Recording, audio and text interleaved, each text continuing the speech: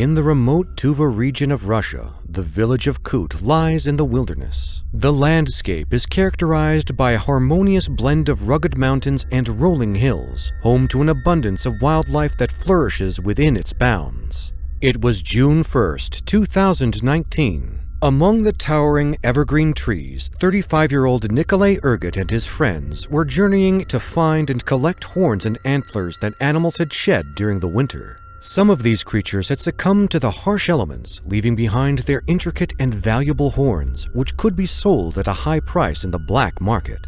Considering the state of the local economy, Nicolay's day job as a school caretaker was not enough to support the needs of his 3 children. This meant that he and his friends couldn't afford bear spray, firearms, or even knives to protect themselves against the creatures in the wild. They intended to collect their haul and return to their families by nighttime. However, fate had other plans for Nicolay that day. Not long after reaching their designated area, Nicolay and his friends dispersed, each exploring their own nook of the wilderness for the antlers and horns. As the hours passed, Nicolay found himself navigating through a thicket of dense bush, the branches and leaves tugging at his clothing.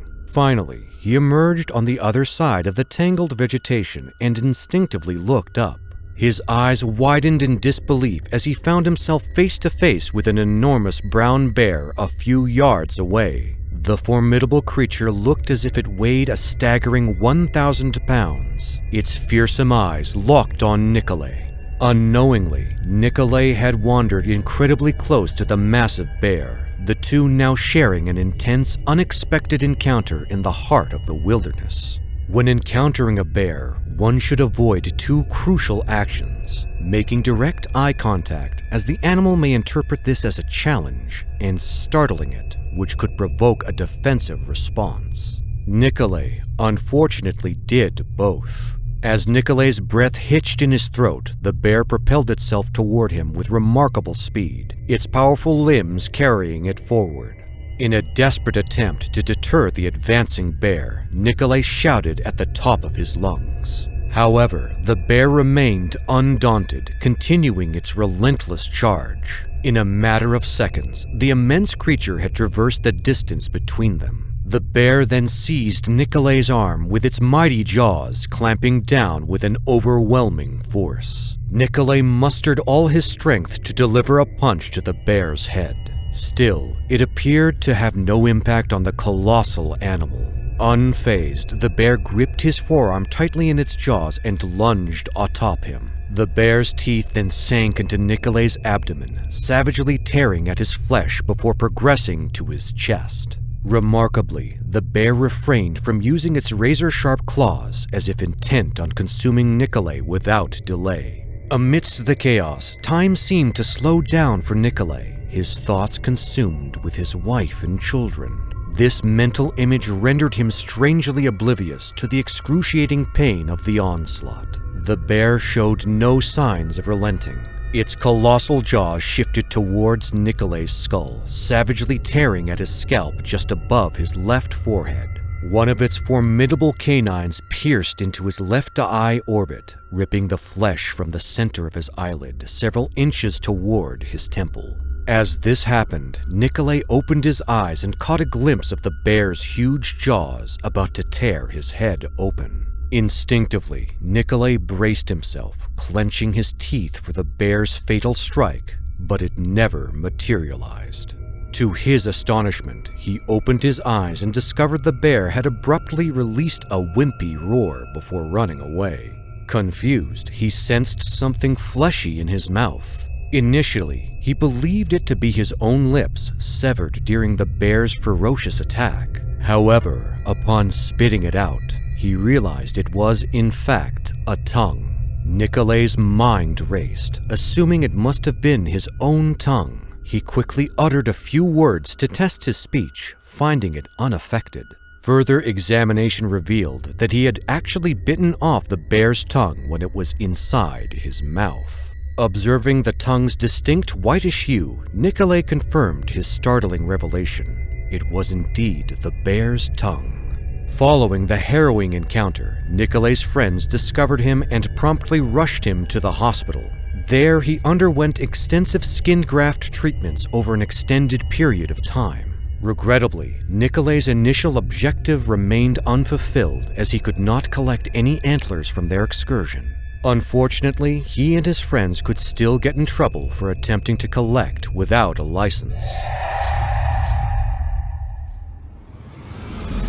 The Alberta Rockies in Western Canada are a stunning range of towering peaks and rugged wilderness, part of the larger Canadian Rocky Mountains. This region is known for its diverse wildlife, pristine lakes, and sprawling national parks, such as Banff and Jasper. These parks offer a variety of outdoor activities like hiking, skiing, and wildlife viewing. This is where Jeremy Evans, a 32-year-old lifelong outdoorsman, could be found that fateful day on August 2017. Jeremy, at the time, already had 17 years of hunting experience. It was an annual activity for him, something he looked forward to every year that took him out of the bustling cities. In the early hours of August 24, 2017, at approximately 3 a.m., Jeremy embarked on his bike toward a secluded region to watch sheep and hopefully bag one. Upon reaching his destination, Jeremy quickly noticed a group of sheep in the distance. He dismounted from his bike and retrieved his binoculars from his backpack, using them to carefully observe the sheep from a safe distance. After about 10 minutes, Jeremy determined it was time to change his vantage point. However, as he stowed his binoculars, he caught sight of something in the distance that he knew could be problematic. It was a small bear cub frolicking about in the area. It was near Jeremy, about 10 feet away, just running in front of him. Instantly, Jeremy scanned his surroundings, concerned about the whereabouts of the mother bear. Regrettably, his question was answered all too soon. Before Jeremy could turn around or grab his bear spray, the snapping sound of the branch broke the silence behind him. With no time to waste, the protective sow charged at him at full force, launching a ferocious attack. Jeremy instinctively placed his bike between him and the creature, but it was useless. The sow grabbed Jeremy and began mauling him, pinning him down with its sharp claws. Immediately, Jeremy retaliated by grabbing his pack and using it to smash over the sow's head. However, this seemed to have no effect on the relentless bear, which continued its fierce barrage of bites and swipes. With its formidable jaws, the sow clamped down on Jeremy's hands, gnashing them until they were battered and utterly disfigured. The massive bear, weighing 300 pounds of pure muscle, fat, and fur, leaped onto Jeremy, pinning him helplessly to the ground.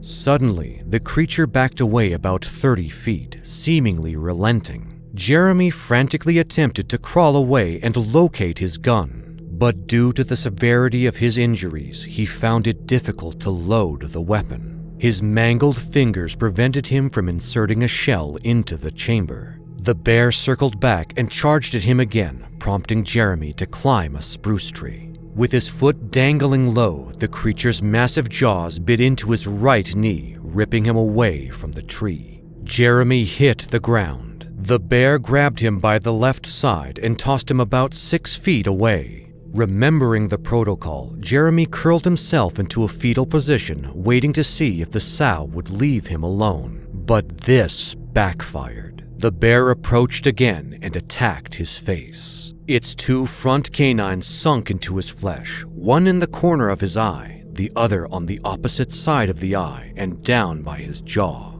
The sow managed to inflict this devastating damage with just a single powerful bite. The bear crushed his face and head. Despite the overwhelming adversity he faced, Jeremy's determination to survive remained strong. He summoned all the strength he could muster and fought back against the bear, jabbing his fingers into its eyes and thrusting his hand down its throat.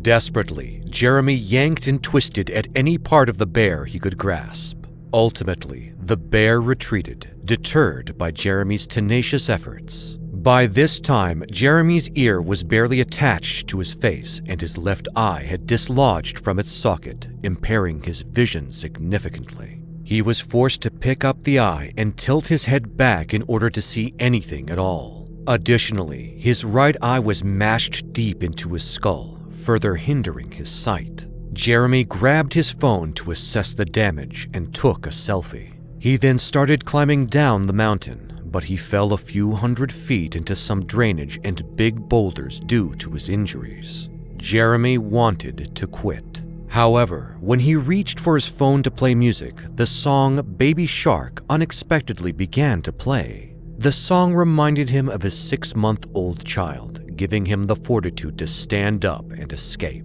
With the song on repeat, Jeremy trekked toward the lodge where his truck was parked, persevering for nearly 8 hours before finally receiving help. Upon arrival, Jeremy was airlifted to the nearest emergency room and subsequently transferred to Calgary. He spent 5 weeks in the hospital, undergoing multiple surgeries, skin grafts, and facial reconstructions. Although Jeremy made a remarkable recovery, some of his injuries left lasting effects, such as his pinky not fully closing along with the rest of his hand, his eyes not completely shutting, and the absence of tear ducts. Jeremy's harrowing encounter with the grizzly sow was detailed in his book, Mauled: Lessons Learned from a Grizzly Attack. He held no ill feelings toward the bear, understanding that it was only doing what it was supposed to do to protect its cub. The forest near the Gitsan village of Gatineau, nestled in the heart of British Columbia, Canada, was alive with the vibrant hues of greenery punctuated by the warm glow of the midday sun. The dense foliage provided shade for Alex Woods, a seasoned forest pathologist who made it his life's work to protect this delicate ecosystem. It was June 26, 2019, and the tough 54-year-old was making his usual rounds. Today, he wanted to know if the Armorelia root disease was present in an undeveloped piece of woodland. This disease can weaken or kill trees and, in severe cases, cause widespread damage to forests. Once this parasitic fungus begins to spread, it can be challenging to control. And so, Alex moved with a sense of urgency. Despite admittedly being technologically challenged, Alex was determined to keep up with the latest advancements in his field. He held a GPS in his hand, equipped with coordinates for the area he needed to check. Alex had been working in the back country for decades, dedicating his life to preserving nature. When he wasn't diligently assessing the health of the forest, he indulged in his love for adventure, taking to the Whitewater Rapids with his paddles, tracking wild game through the dense foliage, and just being an outdoorsman. It was safe to say he was walking in familiar territory that day. However, even with all his experience, the events that would unfold later on would completely alter him for life. Alex stumbled upon freshly broken fireweed as he journeyed toward the destination using a bearing he took with the GPS. This was a clear indication to him that there was an animal around. Having spent decades working in this environment, Alex understood the dangers that lurked in the shadows. Without hesitation, he called out in a loud and confident tone, "Yo bear, yo bear." It was a survival toolkit he was all too familiar with, a standard bear protocol that he had used countless times before. By announcing himself, he took the necessary precautions to prevent startling a bear, a situation that could quickly turn dangerous. About 700 feet into the forest, Alex spotted a deep gully sloping down a small creek. This prompted him to yell louder as he descended toward it, knowing a bear could be nearby. The area was at least 45 degrees steep with freshly burnt timber, providing Alex with good visibility of the surrounding area. 3/4 on the way down, Alex spotted a bear running toward him at full speed, straight up the slope. Sensing danger, Alex moved behind a charred and windfall tree that formed an L shape. His hands fumbled in his vest, trying to open the bear spray, but the cap just wouldn't come off. Alex's eyes scanned his surroundings, trying to anticipate the bear's next move. Suddenly, the bear's massive head appeared out of nowhere, inches away from his body. Instinctively, Alex kicked the bear, connecting with its jaw and knocking it backward. The steep slope gave Alex the added leverage necessary to deliver a swift and powerful strike. Despite being momentarily stunned, the bear quickly regained its footing and circled around the tree, charging toward Alex again. Yelling, Alex kicked the bear hard in the head, sending it stumbling back. The bear retreated, climbing up yet another burned tree about 8 feet away, still keeping a watchful eye on Alex. Alex felt a wave of relief washing over him for a few seconds, thinking the encounter was over. However, he was on high alert, and rightfully so, as the bear suddenly dropped down the tree, ready to attack him again. Meanwhile, Alex grabbed hold of his hatchet, which he inherited from his father. It was stashed in his cruiser vest, ready to be taken at a moment's notice should things go awry. Because the zipper on his vest was broken, Alex could grab the hatchet quickly despite the pressure of the situation. Alex buried the hatchet into the creature's head as the bear approached him again. The bear slumped away, rolled down the hill, and laid on its back. Still wary of the danger, Alex hid behind the 2 logs for about 3 minutes, checking to see if the bear would come back for him. When he felt safe enough, Alex decided to escape. As he ran uphill, backpedaling his steps, Alex looked behind him constantly. He eventually reached his truck and reported the incident to the British Columbia Conservation Officer Service. When they checked on the bear, it was still alive but severely injured, its skull cracked open by Alex's hatchet. The officers, armed with guns, killed the bear to not prolong its suffering. Alex learned that the bear was a sow with cubs and felt horrible at what he had done. However, even after doing everything correctly and following the protocols to protect himself from the attack, the bear still wanted to get him. The officers told Alex the attack was predatory, hence the creature's unstoppable aggression. This didn't make sense though, as the bear was in good health and weighed somewhere between 150 and 200 pounds. He recounted that from the moment the bear began its charge to the instant he landed a decisive blow with his hatchet, only 15 seconds had passed. After the harrowing encounter, Alex began second-guessing hunting moose in the forest alone.